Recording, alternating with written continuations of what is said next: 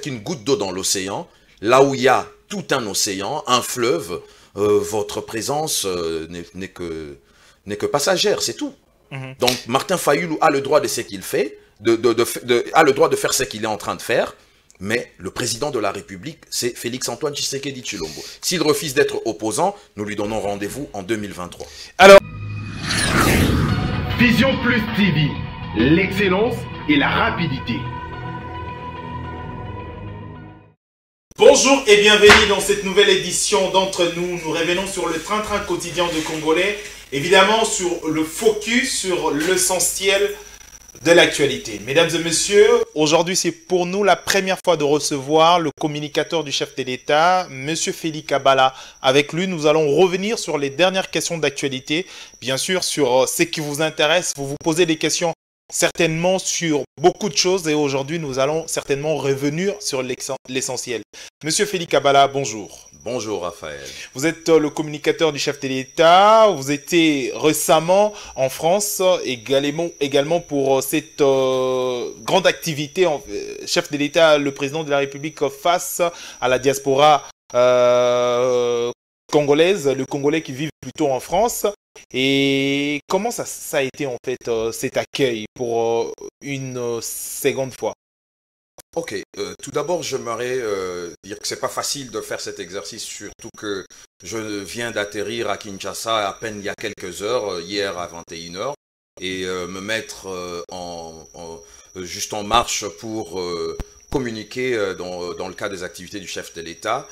J'aimerais dire que j'ai été émerveillé. À cause d'une personne et pour une personne qui s'appelle Félix Antoine Tshisekedi Tshilo.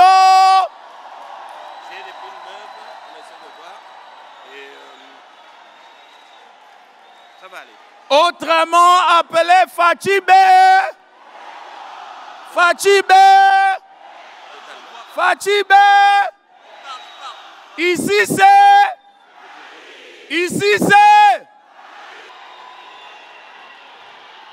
Sous vos applaudissements, le président de la République, Félix Antoine Tshisekedi Tshilombo, et la distinguée première dame, Madame Denise Nyakeru Tshisekedi, sous vos applaudissements, le chef de l'État, Fatshibé, Fatshibé, Fatshibé, ici c'est, applaudissez pour le chef de l'État et la distinguée première dame. Applaudissez s'il vous plaît. Par cette mobilisation, vous envoyez un message clair à ceux qui pensent que le pouvoir que j'incarne aujourd'hui n'est pas celui du peuple.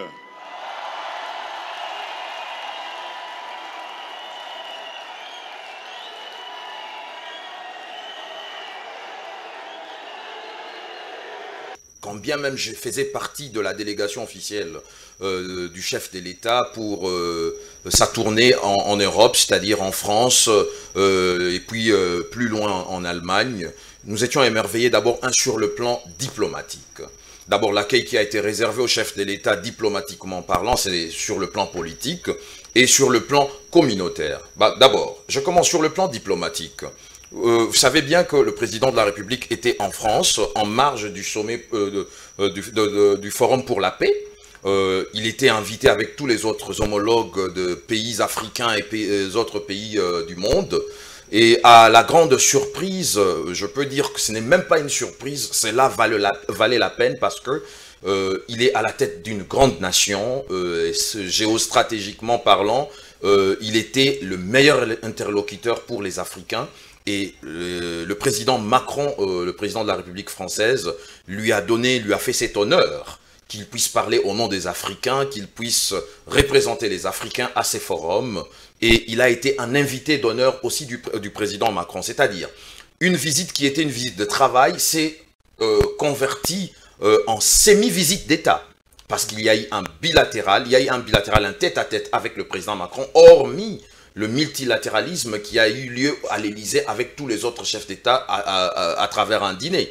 Mais il y a eu un tête-à-tête d'où sa visite en France s'est transformée en visite de travail à une visite semi-d'État, où il a été accueilli avec tous les honneurs à l'Élysée. Alors, parlons également de cette visite, parce que du jour au lendemain, visite après visite du chef de l'État, le 5e président de la République, Félix Antoine Tshisekedi, nous attendons de retombées, c'est-à-dire en termes diplomatiques. Il y a de prêts et également des dons qui tombent comme une pluie ici en République démocratique du Congo. Est-ce que c'est une façon d'amadouer, c'est une façon de flatter, c'est une façon de faire entrer en danse le chef de l'État et plus tard des contrats peut-être qui risquent de ruiner notre pays? Parce que du coup, tout le pays, toute la puissance ont un regard rivé sur la République démocratique du Congo. Est-ce qu'il y a quelque chose qui se cache derrière? Parce que il faut le dire également, récemment, il y a plus de une décennie déjà en République démocratique du Congo, on avait une rupture en matière diplomatique. Bon, vous savez d'abord, il n'est pas question de flatterie. Il est question de réalisme politique. Les interlocuteurs en face du président de la République, son Excellence Félix Antoine Tshisekedi Tshilombo, ont remarqué et ont vu réellement qu'il y a de la volonté politique. Cette volonté politique, il a marqué le premier pas dès son accession à la magistrature suprême. Les premiers gestes d'ouverture politique qu'il a posés, c'était des gestes qui envoyaient des signaux très forts aux interlocuteurs, c'est-à-dire aux partenaires traditionnels de la République et certains partenaires complémentaires.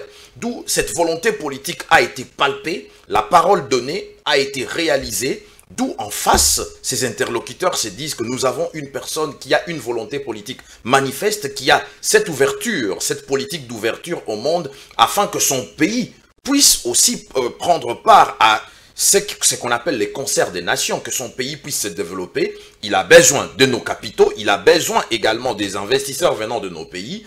Avec la politique qu'il a mise en place, nous sommes confiants que les climats des affaires en République démocratique du Congo se déroulera dans les bonnes conditions. Prêt après prêt, est-ce que la République démocratique du Congo risque de revenir à genoux? Non, la République démocratique... En dette? La République démocratique du Congo ne peut pas revenir à genoux. D'abord, on doit d'abord se dire une chose. Nous sommes un pays qui, logiquement parlant, si l'on capitalise toutes nos ressources et on canalise ce que l'État doit orchestrer comme recette, je pense que nous sommes en mesure de pouvoir payer nos dettes et aussi faire avancer notre économie. Il ne va pas contracter des dettes qui vont s'accumuler pour ne pas être honoré. Il peut contracter des dettes qui, avec la politique économique qui sera mise en place, permettra à ce que l'endettement, de toutes les façons, en termes d'économie, l'endettement fait partie aussi de moyens par lesquels un pays se construit, se développe, parce qu'on peut emprunter de l'argent pour investir dans un domaine. Vous avez parlé de quelque chose de très important, l'économie. Quand le budget de l'État, on donne ou on disponibilise plus de 1,3% de budget pour le CNSA, une structure qui n'existe presque pas, alors qu'il y a beaucoup plus d'urgence dans d'autres secteurs.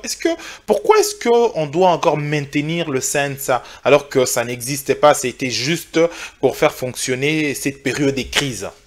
Bon, vous savez, deux fois, lorsqu'on provient d'une période qui a été très contrastée et difficile et complexe, et on atteint des résultats que plusieurs ne pouvaient pas attendre, on ne peut pas quand même du jour au lendemain prendre certaines structures, les désintégrer totalement. Non, il faut d'abord voir quelle a été la mission de cette organisation, le CNSA, et il faut aussi voir sa mission va jusqu'où.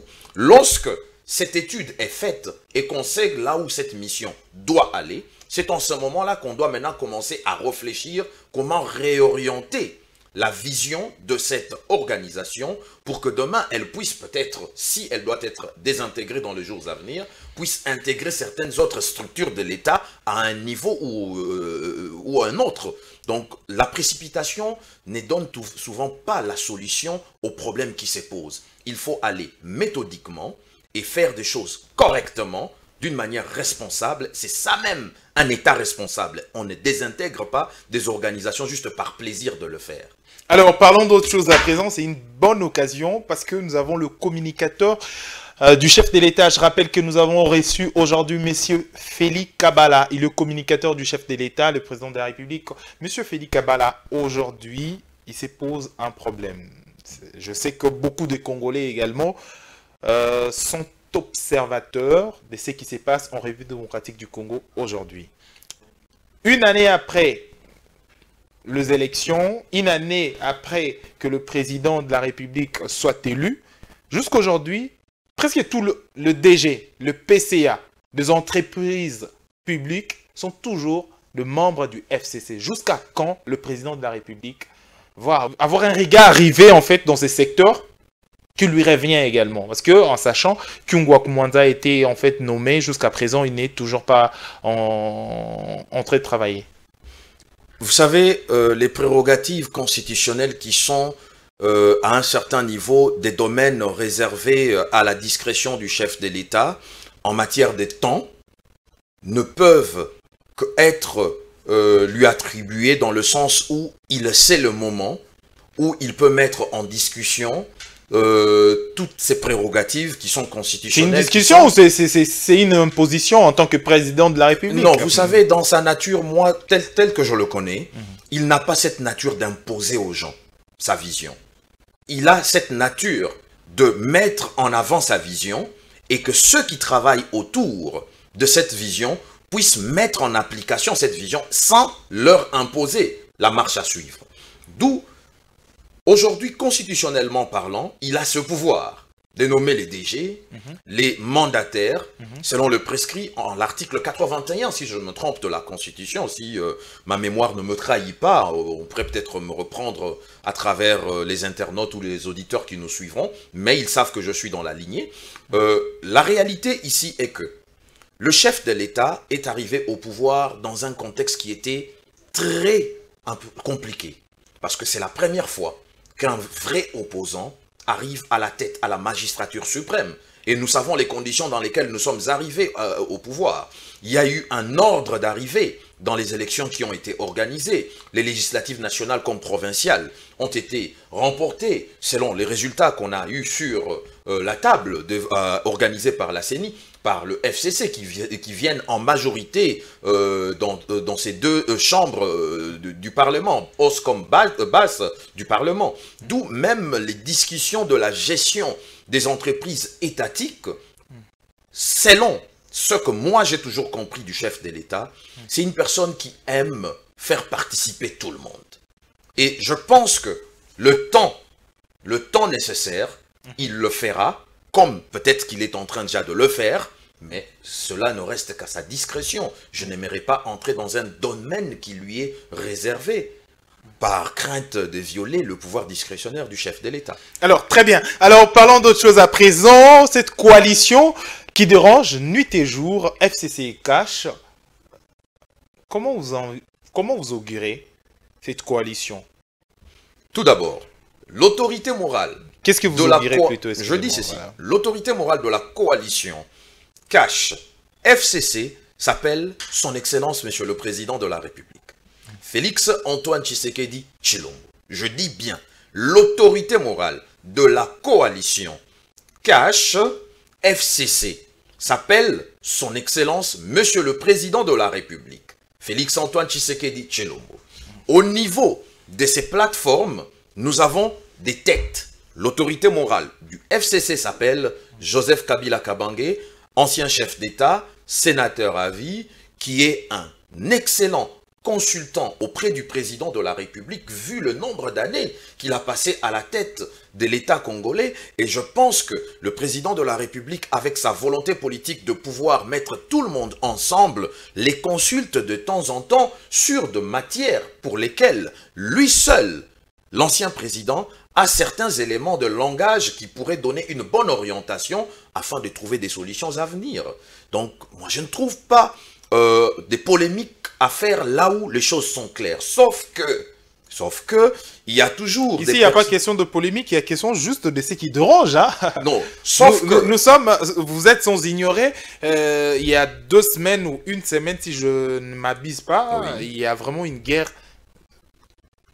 qui dérangeait tout le monde via réseaux sociaux, à la télévision, le visuel comme en écrit. Vous êtes sans ignorer, vous... Mais oui, je suis au courant de cela, j'ai suivi l'actualité, je le suivais sur le réseau comme... Chargé de partout. mobilisation du FCC, d'ailleurs, qui dit des choses horribles. Bah, Douni Kilanga contre le chef de l'État, qui va jusqu'à à dénigrer, en fait, le pouvoir du chef de l'État. D'abord, avant de revenir sur le fait qu'il s'est rébuffé, il est revenu sur le média pour faire un mea culpa, c'est vu et connu de tous. Je vais d'abord recadrer les propos de ces derniers. Lorsqu'il dit que le président de la République est là où il est, c'est-à-dire le président Félix-Antoine Tshisekedi Tshilombo, est là non pas par la volonté de la CENI, non pas par la volonté encore plus flagrant de la population, mais plutôt par la volonté de l'ancien président de la République, Joseph Kabila Kabange. Je me suis posé des questions. Ce monsieur étant aux côtés de l'ancien président de la République, Joseph Kabila Kabange, pendant plusieurs décennies, est-ce qu'il a quand même eu le temps de lire même une phrase d'un paragraphe de la Constitution à un certain degré ou à un certain niveau? Je ne pense pas. Je ne pense pas que c'est une personne qui sait comment analyser ce que la loi dit et comment est-ce qu'elle s'applique. Parce que, la CENI, c'est l'institution par excellence qui, selon la loi de la République démocratique du Congo, est la seule et unique habilité d'organiser les élections. Les élections, ce n'est que l'organisation de ces élections, c'est l'émanation de la volonté du peuple qui est prescrit en son article 5 de la Constitution, qui dit bien tout pouvoir provient du peuple et émane du peuple. Mais ce peuple, ce pouvoir, il ne peut que le transmettre à qui il veut, à travers le mécanisme d'organisation, à travers la CENI. Et c'est ce qui s'est passé. On a un président de la République qui émane de la volonté du peuple à travers les élections organisées par la CENI. Je me pose des questions. Est-ce que ces messieurs, à une époque donnée, ou à un certain moment, a déjà eu le temps d'ouvrir même le petit bouquet livré de la Constitution pour lire même n'un fils qu'une seule ligne? Non, je ne pense pas. Ou bien s'il lisait, il les lisait des travers. Donc je dois recadrer sévèrement à ce niveau-là, à M. Dounia, qu'il a réellement fauté et il doit réellement demander pardon. C'est vrai qu'il est passé à la télé pour se rébuffer, reconnaître qu'il avait commis une erreur. Donc pour moi, je pense que des personnes pareilles, si les responsables du FCC nous suivent, ils doivent éviter de quoi que pareil à la prochaine, parce que l'UDPS, nous sommes un parti tolérant, mais nous avons une force inouïe. Vous avez parlé de l'UDPS, un coup mal encaissé par l'FCC. Il faut le dire ouvertement, la déclaration de Jean-Marc Aboundos également a dérangé en fait ceux du FCC. Et jusqu'à demander à l'actuel vice-président de l'Assemblée nationale, le président de l'UDPS, à demander pardon publiquement.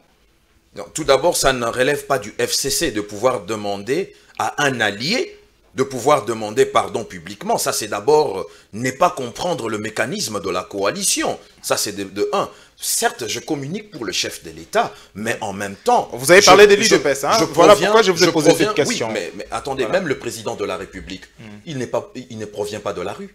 Le président de la République ne provient pas d'une maison donnée, il provient d'un parti politique. C'est vrai qu'il est président de tous. Il est président et des opposants, il est président de ceux qui l'ont voté, ceux qui ne l'ont pas voté. Donc, d'où, moi, si je parle de l'UDPS ici, c'est parce que je suis aussi également un produit de l'UDPS. On ne va pas quand même laisser ces partis se faire martyriser à tout moment, victimiser à tout moment par des propos égarés. Donc, vous êtes habilité de provoquer. Et la réponse, les autres ne sont pas habilités de vous répondre. C'est une réponse légitime et une réponse musclée pour laquelle ceux qui sont en face doivent se rebuffer, se dire que non, nous n'avons seulement pas le monopole de pouvoir provoquer et sortir des muscles. En face de nous, nous avons un parti politique qui a une force inouïe. Non, la déclaration de Cameroun était une réplique pour vous? Vous savez, moi, je ne vais pas condamner les déclarations du premier vice-président de l'Assemblée, Jean-Marc Kabunda Kabound. Vous appuyez. Qui suis-je pour le condamner? Parce que lorsqu'il se tient debout, il est le responsable du parti, le président AI du parti. Lorsqu'il se tient debout pour prendre la parole, vous pensez qu'il n'a pas réfléchi à ce qu'il allait dire? Sincèrement. Parce que si les autres du côté du FCC se sont permis de dire que celui qui est à la tête de l'État est là par la volonté de l'ancien président de la République. C'était juste après, hein? Même si c'était après, ça pouvait toujours arriver bien avant. Parce que bien avant, ça a été embrayé par qui? Par le plus haut responsable du FCC, du PPRD, lorsqu'il était à Lubumbashi. Quand bien même il n'avait pas cité le nom de l'UDPS, mais on sentait clairement il s'adressait à qui? Vous comprenez? C'était des provocations pour lesquelles, au vu au su de tous, l'UDPS ne pouvait pas accepter cela. Est-ce qu'aujourd'hui, il est grand temps, si vraiment l'ensemble, comme le président de la République, souhaite le meilleur pour cette coalition, pour une bonne gestion de l'État, est-ce qu'il y a moyen de converger sur une bonne ligne de communication entre FCC et Cash? Il est question d'abord... Personnellement, en tant qu'analyste politique et observateur de l'espace politique, hein. Bon, c'est une très bonne question, pour laquelle je peux vous dire clairement, il est question d'établir au moins les lignes d'orientation de la coalition. À travers les lignes d'orientation de la coalition, on doit arriver à un point commun, dire clairement, pour cette coalition, nous avons un porte-parole. Et ce porte-parole doit avoir l'approbation de tous. Et imprégner le président de la République, dire que bon, à travers la coalition, nous allons mettre une petite structure qui sera une structure conductrice, la structure conductrice de comment est-ce que la coalition peut avoir une très bonne marche. Que toute personne provenant de l'antichambre ou sous-chambre de la coalition, qu'il soit du FCC ou qu'il soit du Cash, au niveau du Cash, il y a un porte-parole. Au niveau de la coalition, au niveau du FCC, il y a également un porte-parole. Et ces personnes doivent choisir les mots qu'ils doivent mettre en avant en ce qui concerne la bonne marche de la coalition.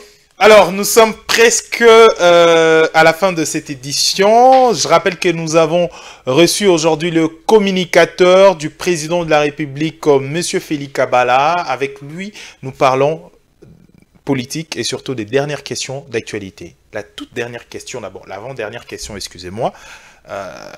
Comment vous réagissez en rapport avec la dernière déclaration de Martin Fayulu?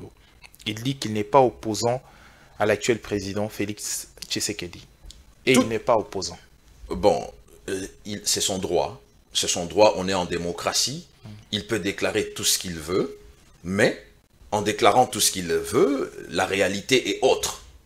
Il y a un président de la République, connu et reconnu de tous. Pour preuve, ce président n'est seulement pas populaire. Ici, en République démocratique du Congo, il est super populaire au sein de la diaspora.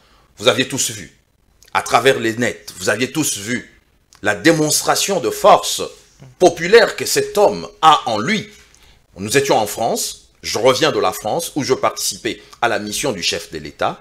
Vous comprendrez que cette mission était une mission à la fois communautaire et une mission à la fois politique. Donc au niveau politique, ça a été un succès, parce qu'on le rappelle, le président était en France en marge du Forum pour la paix. Mais cette visite de travail s'est transformée presque en visite d'État.